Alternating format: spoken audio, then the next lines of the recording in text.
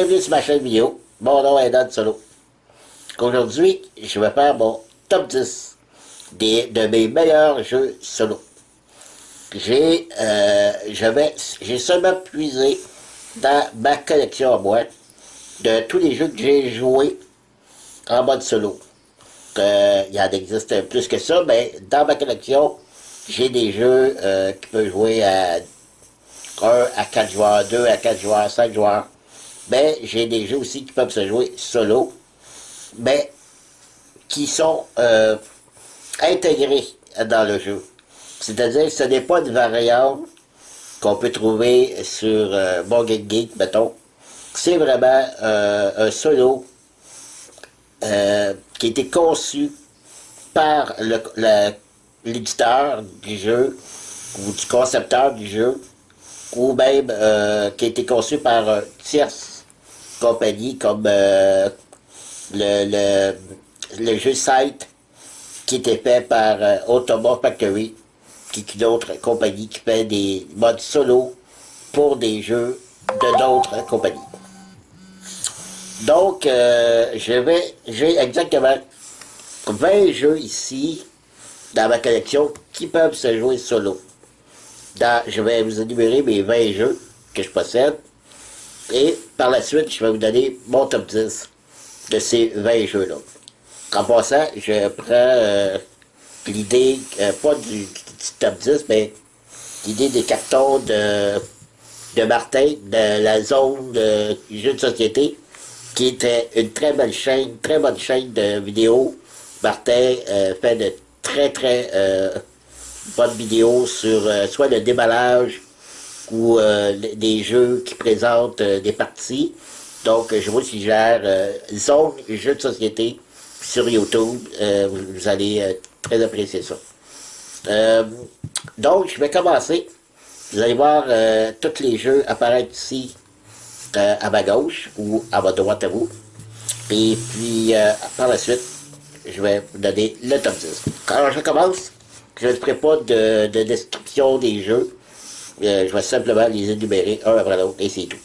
Puis je les donne en ordre alphabétique. Donc, faut pas croire que c'est mon top 1 en partant, là, c'est en ordre alphabétique. Alors, Anachronie, Ascension,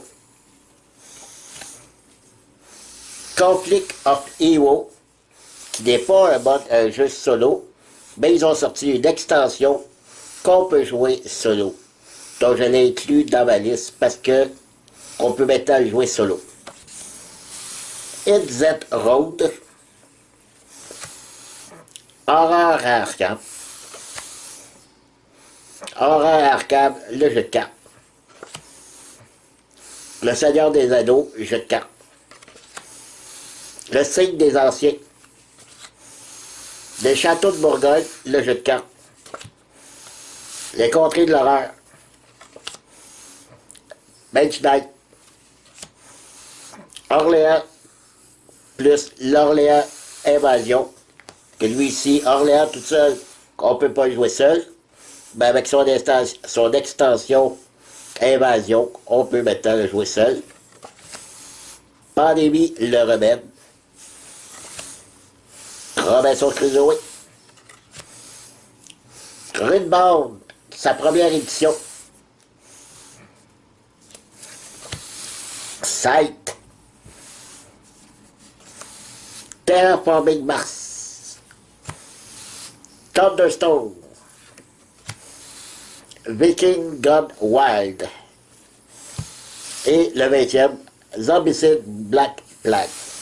Faites à noter que tous les jeux que je vous ai nommés sont tous en français, qu'accepter Terraforming Mars, mais que je vais bientôt avoir en français là, qui sort dans les prochaines semaines. Donc, voilà mon top 20, ben, qui n'est pas mon top 20, mais qui c'est les 20 jeux que j'ai.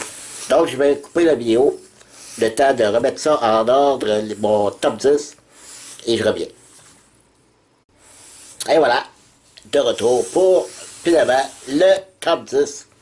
Le vrai, je commence donc par la 10e position de mes jeux préférés en solo. dans la collection que je vous ai nommée précédemment. Le premier, en 10e position, Mage Knight. Et Mage Knight, que j'ai placé en 10e, c'est un excellent jeu. La seule chose pourquoi qu'il est si haut dans mon top, si haut, si bas, je veux dire, ça dépend dans quel sens que vous le prenez, c'est que c'est sa complexité en termes de règles. C'est-à-dire que si vous lisez les règles, vous jouez, mais si vous passez genre un mois ou deux sans jouer, il faut pratiquement tout relire les règles parce que, en tout cas, pour certaines personnes, peut-être, là, mais je sais que moi, ça fait un petit bout que j'ai pas joué. Puis si je devais y rejouer, il faudrait que je refasse les règles un peu pour me remettre dans le bain, comme qu'on pourrait dire, parce que dans le bain, pour certaines personnes, c'est considéré le jeu solo par excellence. Et je suis un petit peu d'accord avec ça. Lorsque vous connaissez très bien les règles, c'est un jeu extraordinaire. Sauf, comme je vous le dis, si vous jouez, vous êtes longtemps sans jouer, vous risquez de vous perdre au début. 9e position, Runebound, première édition. Runebound, c'est un excellent jeu, j'adore. Première édition. L'autre édition, non, c'est pas du tout pareil. Ils ont complètement changé les règles, la façon de jouer, les combats, tout ça. Mais dans la première édition, moi j'adore. J'adore, c'est surtout la mécanique de combat de ce jeu-là, qui est inédit, que j'ai pas revu dans aucun autre jeu. Je dis pas que ça n'existe pas, la même mécanique, parce que je les ai pas tous essayés. Mais dans tous ceux que moi j'ai essayés, la mécanique de combat de ce jeu-là est géniale. Donc, Runebound, 9e position. 8e position, un excellent jeu de cartes, Thunderstone. C'est dans ma collection, j'ai beaucoup de jeux de construction de deck. Et lui, je pense, c'est par excellence dans les deck building, le meilleur. Il y a beaucoup de cartes, c'est ce que j'aime. Ce que j'aime, c'est la façon de construire son village par hasard. Toutes les cartes, je vous ai le village, j'ai peut-être 20 ou 30 choix de héros. Donc, c'est jamais, il faut choisir 4 héros au hasard. Donc, c'est jamais les mêmes parties. Ça fait un jeu très.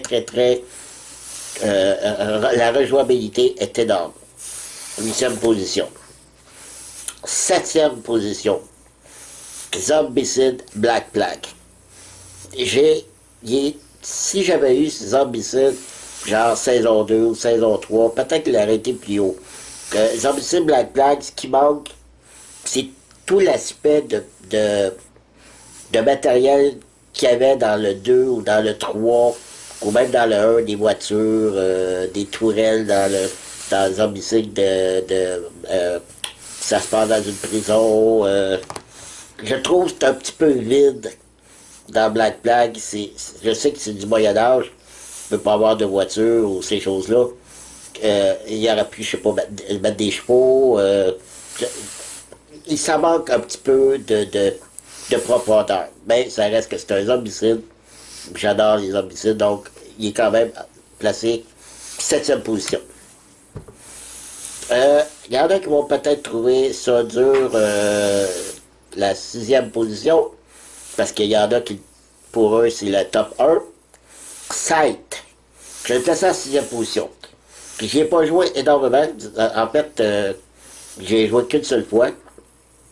Et si il fait partie de mon top 10, c'est son mode solo, que lui a été fait par Autobot Factory. Donc, ça a été conçu vraiment une intelligence artificielle qui marche et qui fonctionne très bien. Donc, pour moi, 6e position, Sight, je pense que sera à sa place. Et dans le fond, dans mon top 10, ça a été très difficile, même des choses que j'ai pas choisies. Il aurait pu se retrouver là, il fallait choisir. Peut-être que ça aurait pu être 5e, 4e, puis 5e aurait pu être 6e. Bon.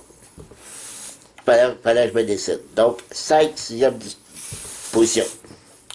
De 5e position, si je vous avais fait cette top 10-là, voilà, un mois ou deux, il a arrêté mon top 1. Mais j'ai eu tellement d'autres bons jeux qui est rentré depuis ce temps-là, que maintenant, il est rendu en 5e position. Et j'ai beaucoup d'extensions. Le Seigneur des Anneaux, jeu de cartes, qui est un excellent jeu de cartes avec des scénarios de toutes sortes. Et plus vous avez, c'est sûr, plus vous avez d'extensions, plus vous avez de cartes pour faire monter vos decks. Donc, ça reste un excellent jeu solo ou même à 2 joueurs. 4e position. Lui aussi, on a pu se retrouver facilement en 2e ou 3e position. Sauf que, encore là, je devais faire un choix, mais c'est parmi mes jeux préférés, Terraforming Mars. Je trouve que c'est la mécanique des cartes pour faire monter la chaleur, l'oxygène et mettre des océans, tout ça, je trouve que c'est excellent. Excellent. Je n'ai pas encore joué à plusieurs joueurs, je l'ai seulement joué solo, et c'est un très bon mode solo.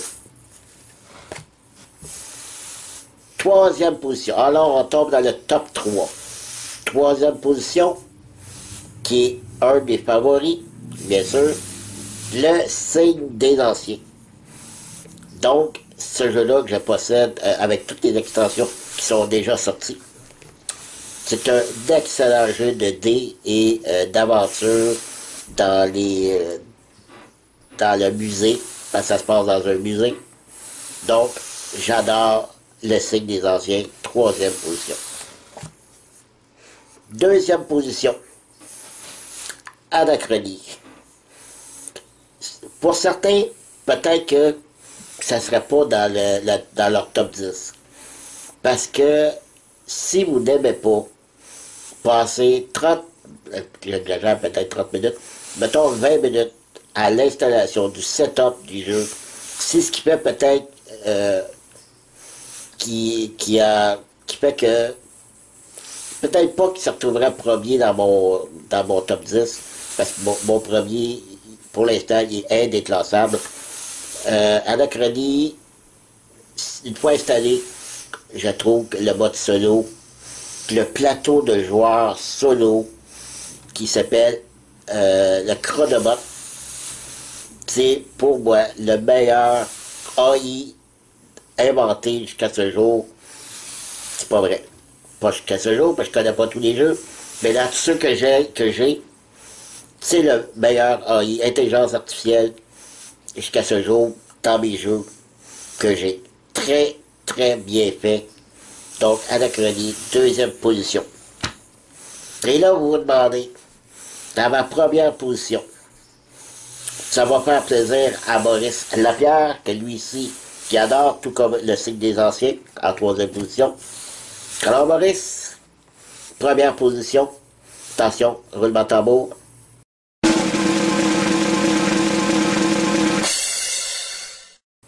Les Contrées de l'horreur. Pour moi, c'est le jeu par excellence dans tous mes jeux. C'est, même si dans mes jeux pour 2, 3 ou 4 joueurs, ça reste que lui, c'est mon préféré, je possède toutes les extensions. Je ne sais pas pourquoi ce jeu-là, lorsque je joue à ce jeu-là, je suis immergé total dans le jeu. Je suis possédé, j'ai l'impression de vivre l'aventure. Pour moi, ça reste, pour l'instant, je ne sais pas quel jeu va pouvoir venir un jour détrôner ça, mais c'est mon jeu préféré pour le moment. Donc, voilà, c'était mon top 10. Alors, merci de m'avoir suivi. Et vous savez, les commentaires, gênez-vous pas. Laissez-moi un petit message, ça va me faire plaisir de vous répondre. Alors, merci, à la prochaine. Bye bye.